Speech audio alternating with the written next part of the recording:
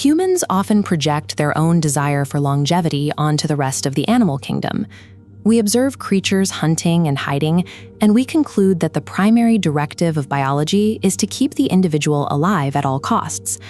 But in extreme environments, the mechanics of evolution can flip this priority.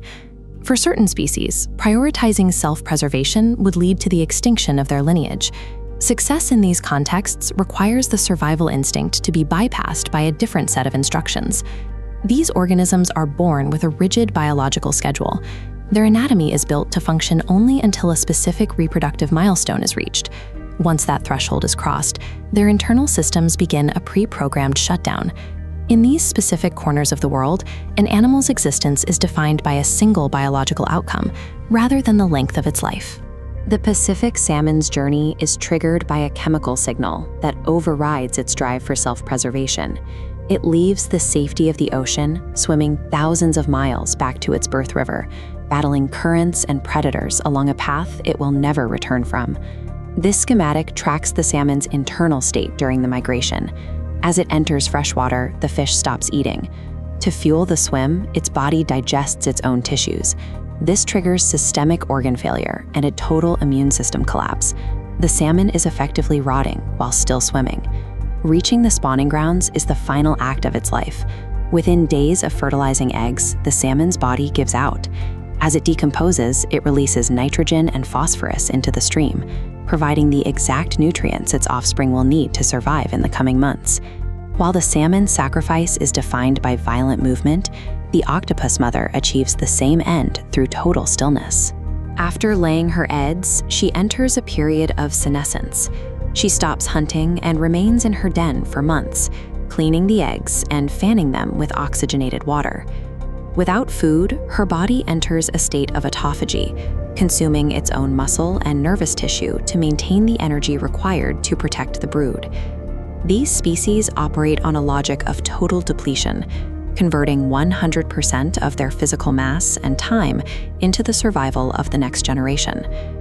Other species do not fade away through decay.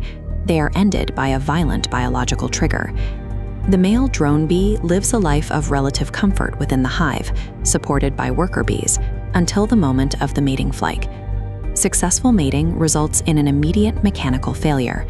The drone's reproductive organ is designed to detonate and detach, ripping his abdomen open midair. He falls to the ground, lifeless, before the queen returns.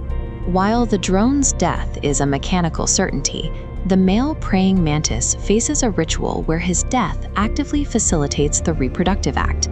This neural schematic shows exactly how the mantis's nervous system is partitioned. When the female bites off the male's head, it removes the subesophageal ganglion, a part of the brain sending inhibitory signals.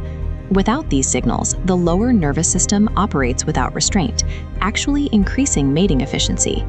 As the female consumes the rest of his body, the male provides a high-protein meal at the exact moment she requires energy to produce eggs.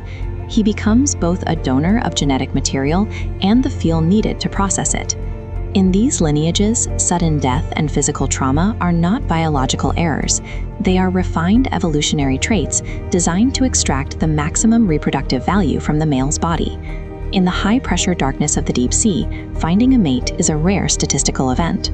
For the male anglerfish, the risk of losing a female once found is so high that evolution has favored a permanent solution. Upon finding a female, the tiny male bites into her side. He does not let go. Instead, his mouth begins to fuse with her skin. This diagram shows the resulting vascular fusion. Their circulatory systems merge until the male receives all his nutrients directly from the female's blood. Because he no longer needs to hunt, navigate, or see, his eyes, fins, and brain atrophy and disappear. He is reduced to a mindless, permanent sperm-producing organ attached to the female's flank, ensuring she is ready to reproduce when her eggs are mature. In the void of the deep ocean, sacrifice extends to the permanent loss of physical autonomy. The male ceases to exist as an independent organism, trading his entire identity for a guaranteed reproductive connection.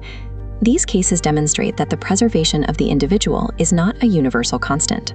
When environmental pressures are extreme enough, the biological cost of maintaining an independent life is simply too high.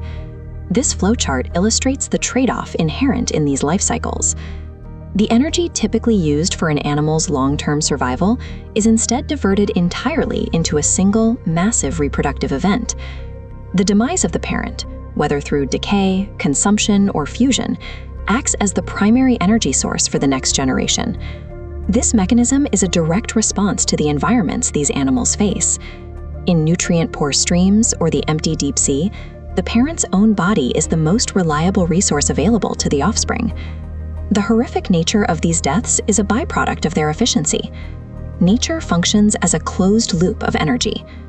In these extreme lineages, the purpose of a life is not to experience the world, but to provide the physical materials necessary for the cycle to begin again.